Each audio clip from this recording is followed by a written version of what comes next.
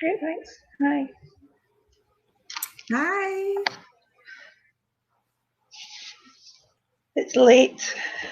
Yes, it is, and thank you so much for sticking it out and hanging. It is so appreciated, and congratulations on a wonderful, wonderful film. It says a lot, and it is so appreciated. How are you ladies doing this evening? Good, thank you. Now, Mike, I reckon you might be quite late night as well. Yeah, I Yes, think both of you are on the same time zone, if I'm not yeah. mistaken. It's nearly 3 a.m. here. Oh, sweet Mary. I don't even want to tell you what time it is here. I don't even want to do that because yes, oh my goodness. So in that case, I will dive right in. So we have completed the watch party portion of this series, and now we are in the Q&A portion. So welcome, ladies, welcome. We are opening the audience to ask you any questions in regards to the makings of the film. So first, I would like you all just to introduce yourselves. The writer and director of Wool, could you please introduce yourself to the audience, please?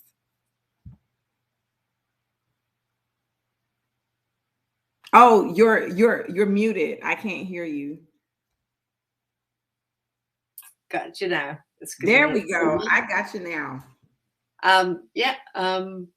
What what do you want me to say? I'm Oh, I here. mean, I'm here in the UK. I'm here in Worcestershire. okay, And the film was filmed here in Worcestershire. And okay. yeah, and I loved making it, and I loved it because it's got no dialogue. None. Actually, one of the questions that we already have is the score for the because apparently the music was a very, very important part of the film because there was no dialogue. So how did you select the music? Well, certainly no. Daniel, I mean, who who who's based in Wales. I commissioned him to do the music, and so he actually came. He was on the set for a day, and then we just discussed what the music needed to say at the different places.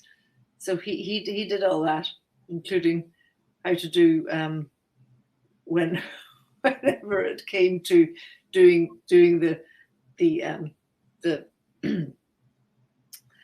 the cardigan that went round and the straitjacket, doing a little bit of sexy kind of music before that happened, thinking something else was going to happen. But yeah, no, it was all created. It was lovely. Well, kudos to him. So it was an original score. Yeah, yeah, it's It all was. especially for. Okay. My question, do you, how can I say this? What is the word? Do you, is it crochet? Knitting. Knit. Yes. Thank Knitting. you. I Yeah, couldn't find the yeah. word. I was like, what is it? So do you knit? And is that what inspired the piece? Because it's so amazing that the character ended up using wool as a weapon in Yes. order to, break free of the monotony. So do you knit?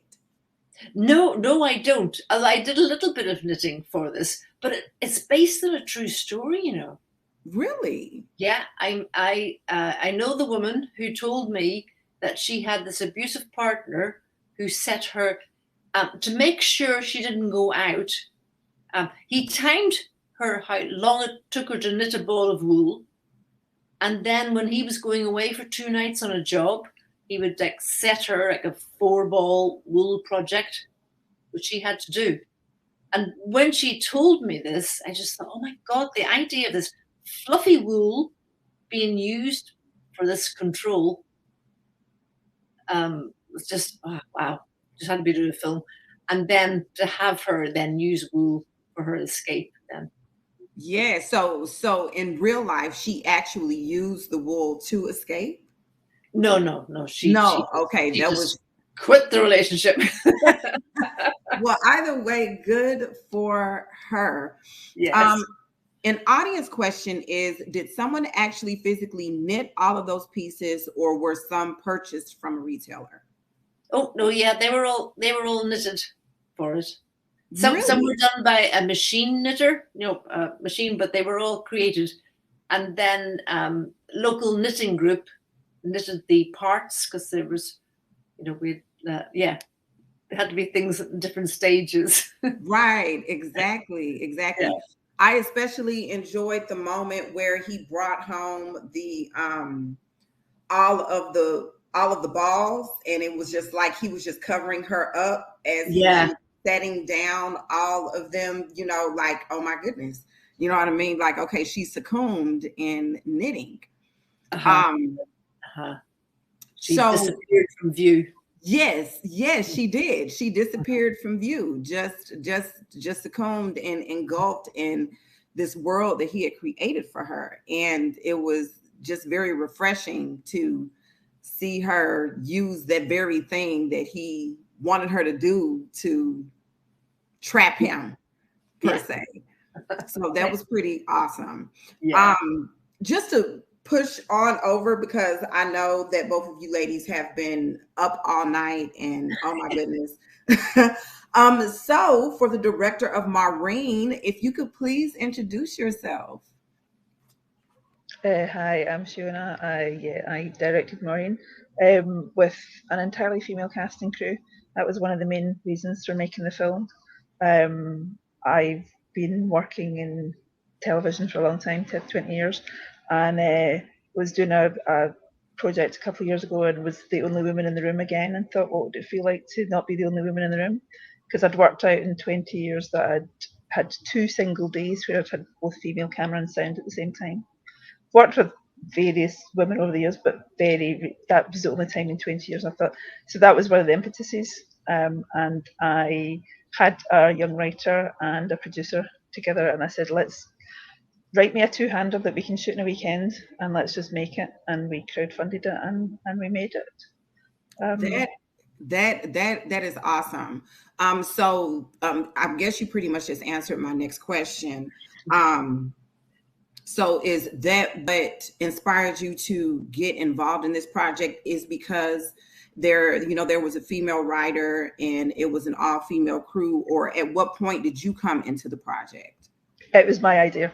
It was Oh, it was your completely, idea. yeah, Okay. no, it was completely my project. I had put the team together and said, let's make something. So I said, I want to make something, and I want to make it just with women, just to see what it would feel like, just to see what it would feel like. And the writer, we went for a big long walk during lockdown at one point when we were allowed to walk far away from each other, and we went for a walk, and she went, I have an idea to do something about scattering ashes. So I told her the story of what happened to my mother's ashes, and that's what inspired this film. So my mother did end up in a Tupperware box. Really? Yeah, Oh yeah, my my goodness. yeah, So my there's some truth to some of this. yeah, my insane stepfather divvied her up into about 8 little see-through Tupperware boxes and handed them out to everybody. God love him. But Oh yes, goodness. so there is a real truth at the heart of this, and it's funny whenever I see it with an audience and I hear the reaction to that moment. Um, there's a sort of the gasp that I did in my head on the day that that happened comes out in an audience. It's brilliant. So yeah. Well, it was pretty brilliant. The rawness of and the honesty that came with the film. It definitely, told the truth. And a lot of us don't want to. We want everything to be butterflies and sunshine and everything, but things happen and things are real. Yeah. We do have a question from the audience. This is actually going to be for both of you ladies. I will direct it to you, Dimpa, first. Can you talk a little bit about women creating comedy? Because it doesn't seem to be harder than drama or horror. And what are your thoughts on that? Yeah. for me, it's just finding the funny moments in the realness of life. You know, not imposing and not a gag a minute or anything. It's just, yeah, find a funny outlook. Is there a reason why you chose comedy versus drama, or any other form? Yeah, I think drama without comedy is just, it's not. Yeah, I don't like it. If you can't see the funny things, I think you're numb. I agree with that. Yeah. I agree, because there definitely is comedy and tragedy. So I agree with you on that. And now that question is directed to you, Shauna. I would say it's the first comedy I've done. I've done a few shorts and various other things. It's the first comedy I've done, but that came from the writer Amy.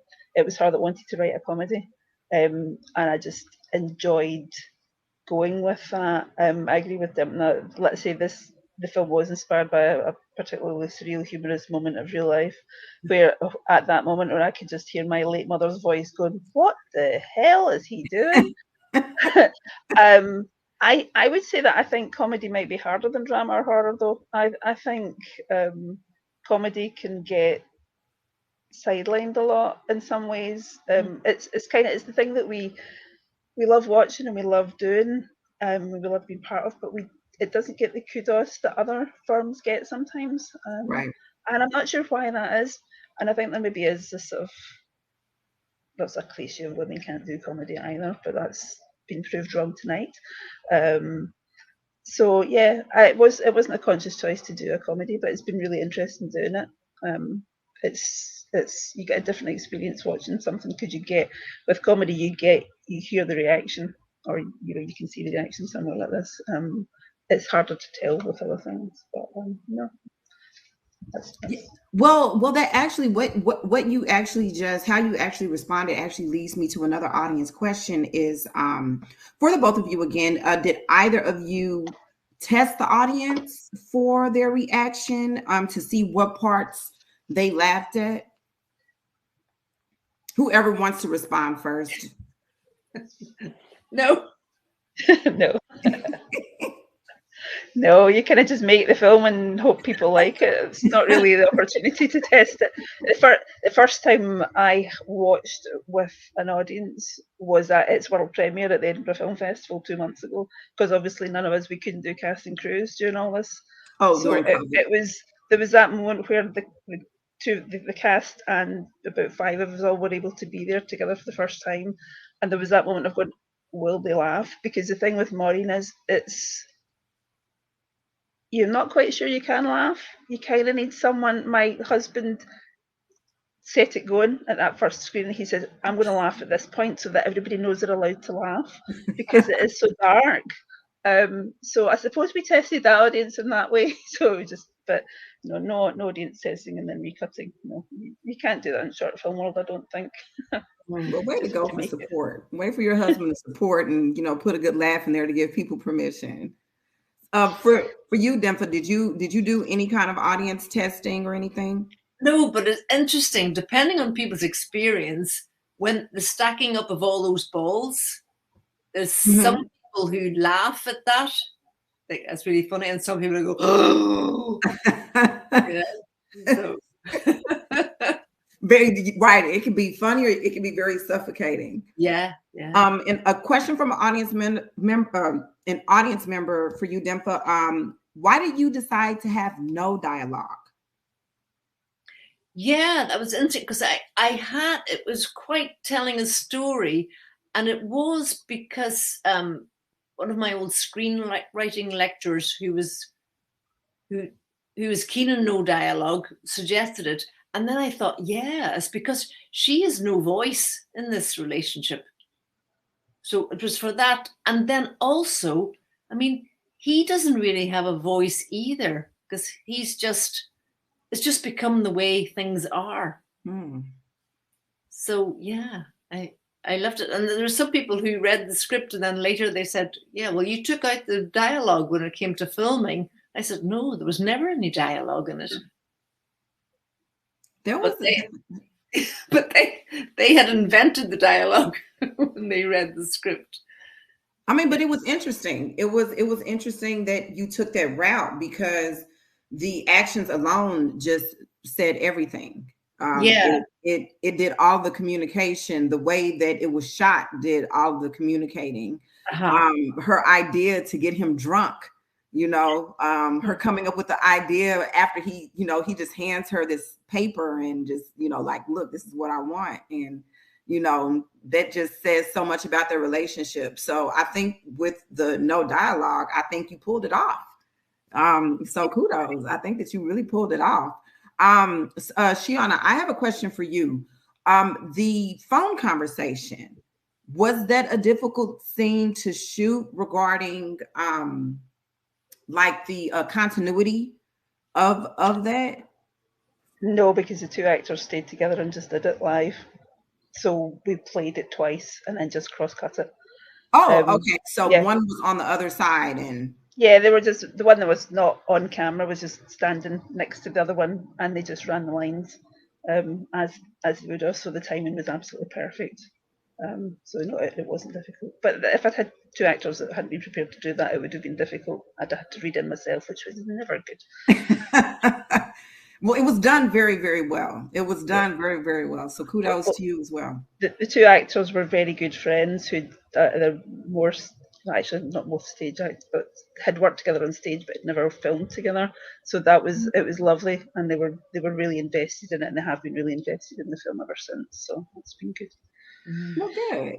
So that's going to take me to my next question from audience members. And this, of course, is for the both of you. What other festivals or screenings have you all had with these films? And they're also curious to know if you ladies have noticed a difference in acceptance rate from the UK versus the US.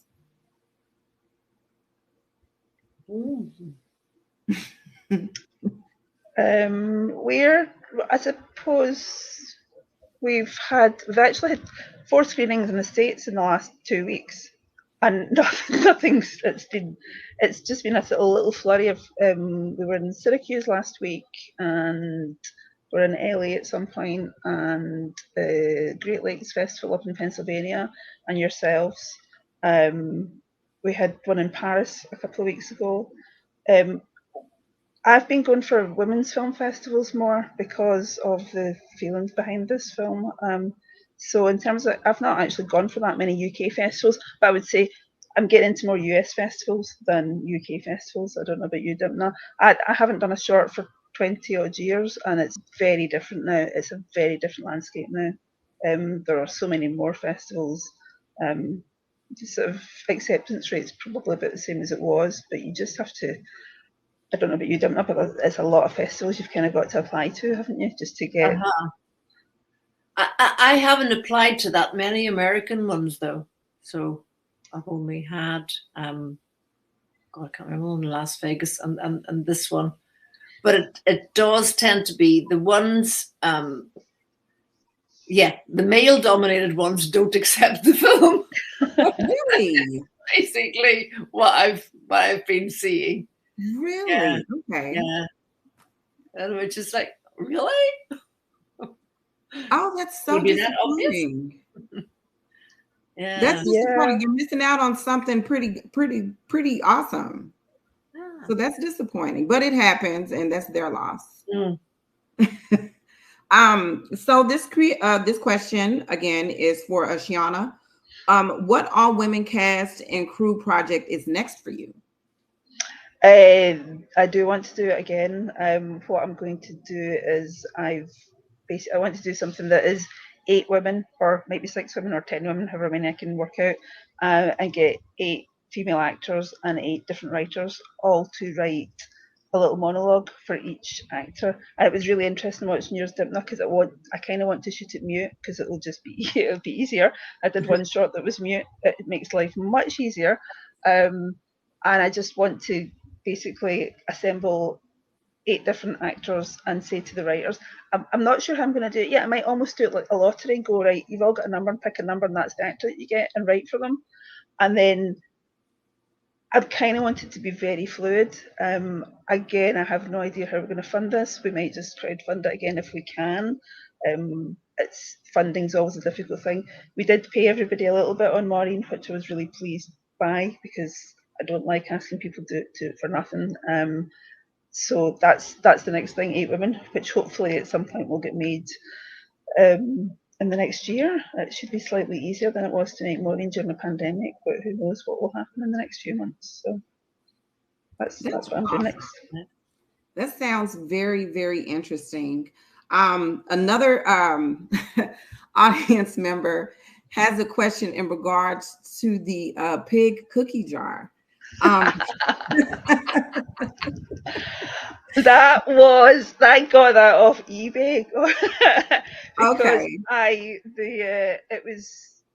it took a while. It was a find, which and it's not what gets thrown. I made a paper mache copy myself of the pig, so that's what gets thrown. She didn't throw the real one. My teenage son is scared of the real one and has it hidden away somewhere in the house because he doesn't want to know where Maureen is.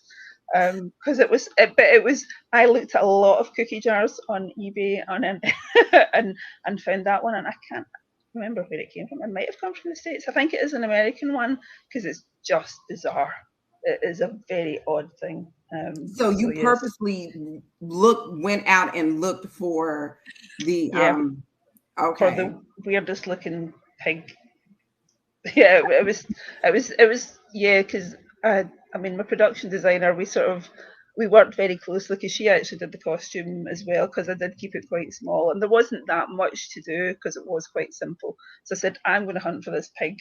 She came up with ideas and then I just searched and found this thing and it's still in a box somewhere in the loft. So Maureen carries on. She did the head. It did get a bit broken because Blythe kept lifting it by the head and it was all blue tacked on. But yeah, it survived. So yes, she's a one-off. That is funny.